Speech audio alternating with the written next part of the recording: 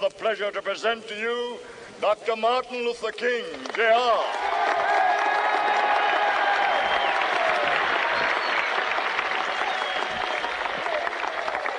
I am happy to join with you today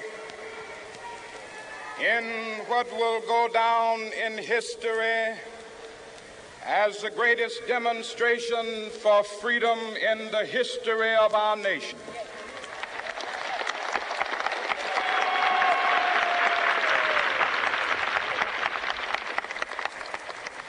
Five score years ago, a great American in whose symbolic shadow we stand today signed the Emancipation Proclamation. This momentous decree came as a great beacon light of hope to millions of Negro slaves who had been seared in the flames of withering injustice. It came as a joyous daybreak to end the long night of their captivity. But 100 years later, the Negro still is not free. 100 years later, the life of the Negro is still sadly crippled by the manacles of segregation and the chains of discrimination. 100 years later, the Negro lives on a lonely island of poverty in the midst of a vast ocean of material prosperity. 100 years later, the Negro is still languished in the corners of American society and finds himself in exile in his own land. And so we've come here today to dramatize a shameful condition. In a sense, we've come to our nation's capital to cash a check. When the architects of our republic wrote the magnificent words of the Constitution and the Declaration of Independence, they were signing a promissory note to which every American was to fall heir. This note was a promise that all men, yes, black men as well as white men, would be guaranteed the unalienable rights of life, liberty, and the pursuit of happiness.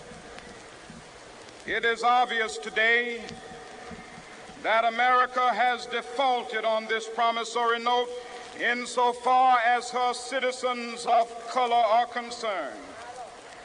Instead of honoring this sacred obligation, America has given the Negro people a bad check, a check which has come back marked insufficient funds.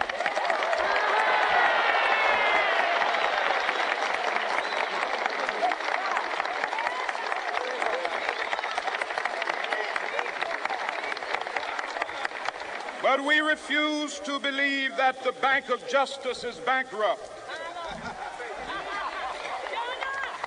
We refuse to believe that there are insufficient funds in the great vaults of opportunity of this nation. And so we've come to cash this check, a check that will give us upon demand the riches of freedom and the security of justice.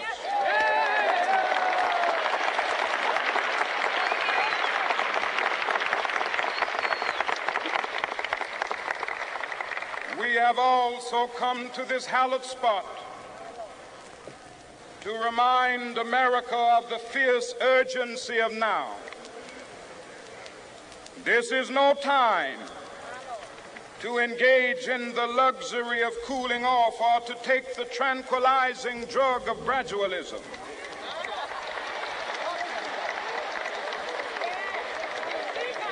Now is the time to make real the promises of democracy. Now is the time to rise from the dark and desolate valley of segregation to the sunlit path of racial justice. Now is the time to lift our nation from the quicksands of racial injustice to the solid rock of brotherhood. Now is the time to make justice a reality for all of God's children. It would be fatal for the nation to overlook the urgency of the moment. This sweltering summit of the Negro's legitimate discontent will not pass until that is an invigorating autumn of freedom and equality. 1963 is not an end, but a beginning. Those who hope that the Negro needed to blow off steam and will now be content will have a rude awakening if the nation returns to business as usual.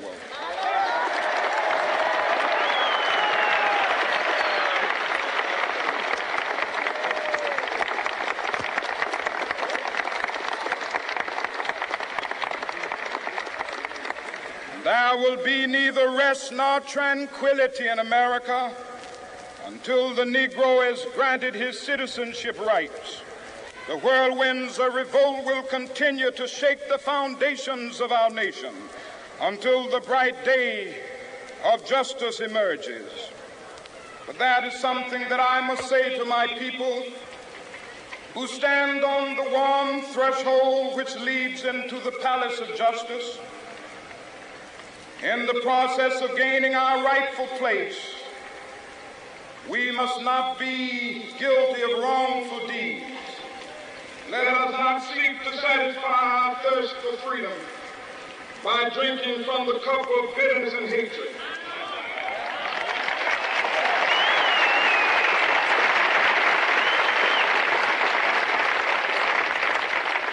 We must fail to conduct our struggle on the high plane of dignity and discipline.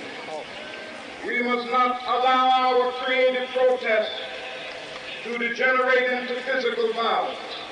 Again and again, we must rise to the majestic heights of meeting physical force with soul force. The marvelous new militancy which has engulfed the Negro community must not lead us to a distrust of all white people. For many of our white brothers, as evidenced by their presence here today, have come to realize that their destiny is not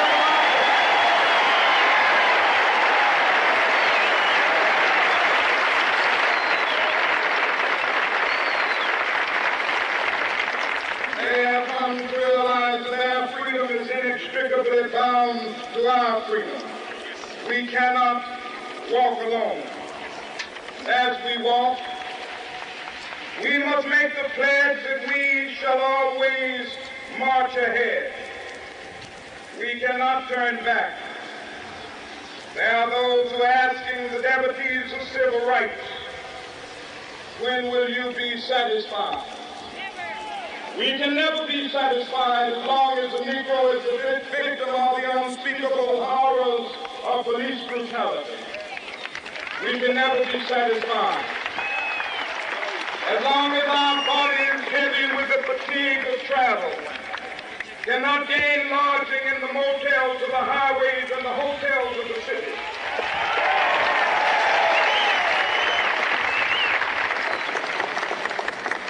We cannot be satisfied as long as a Negro in Mississippi cannot vote and a Negro in New York believes he has nothing for which to vote.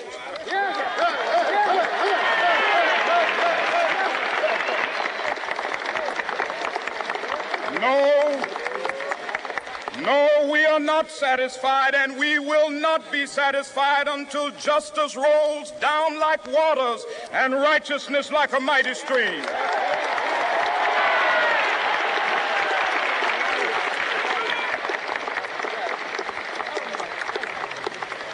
I am not unmindful that some of you have come here out of great trials and tribulations. Some of you have come fresh from narrow jail cells. Some of you have come from areas where your quest for freedom left you battered by the storms of persecution and staggered by the winds of police brutality. You have been the veterans of creative suffering. Continue to work with the faith that unearned suffering is redemptive. Go back to Mississippi. Go back to Alabama, go back to South Carolina, go back to Georgia, go back to Louisiana, go back to the slums and ghettos of our northern cities, knowing that somehow this situation can and will be changed. Let us not wallow in the valley of despair. I say to you today, my friends,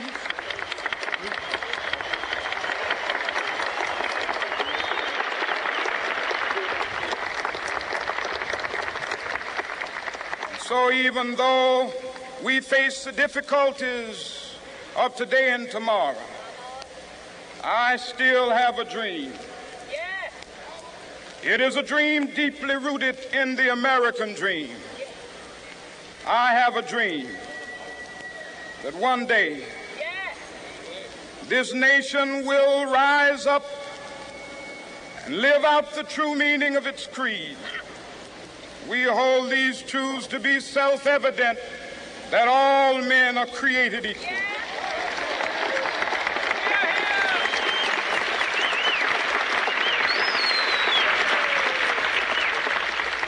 I have a dream that one day on the red hills of Georgia, the sons of former slaves and the sons of former slave owners will be able to sit down together at the table of brotherhood.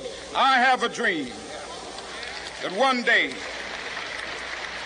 even the state of Mississippi, a state sweltering with the heat of injustice, sweltering with the heat of oppression, will be transformed into an oasis of freedom and justice. I have a dream that my 4 little children will one day live in a nation where they will not be judged by the color of their skin, but by the content of their character. I have a dream today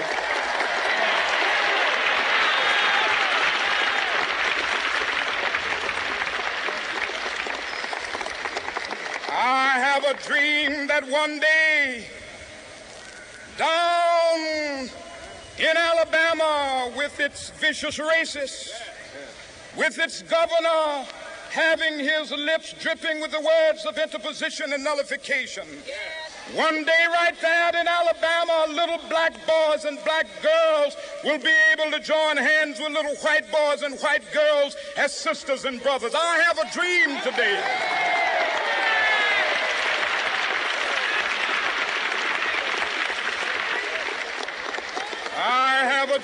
that one day every valley shall be exalted, and every hill and mountain shall be made low. The rough places will be made plain, and the crooked places will be made straight, and the glory of the Lord shall be revealed, and all flesh shall see it together.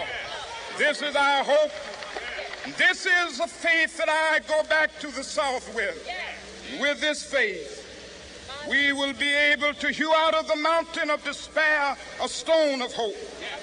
With this faith, we will be able to transform the jangling discords of our nation into a beautiful symphony of brotherhood. With this faith, we will be able to work together, to pray together, to struggle together, to go to jail together, to stand up for freedom together, knowing that we will be free one day. This will be the day. This will be the day when all of God's children will be able to sing with new meaning, "My country, tears of thee. Sweet land of liberty, of thee I sing. Land where my fathers died, land of the pilgrim's pride. From every mountainside, let freedom ring. And if America is to be a great nation, this must become true. And so let freedom ring. From the prodigious hilltops of New Hampshire, let freedom ring. From the mighty mountains of New York, let freedom ring. From the heightening Alleghenies of Pennsylvania, let freedom ring. From the snow-capped Rockies of Colorado, let freedom ring. From the curvaceous slopes of California. But not only that, let freedom ring from Stone Mountain of Georgia. Let freedom ring from Lookout Mountain of Tennessee. Let freedom ring from every hill and molehill of Mississippi, from every mountainside. Let freedom ring, and when this happens,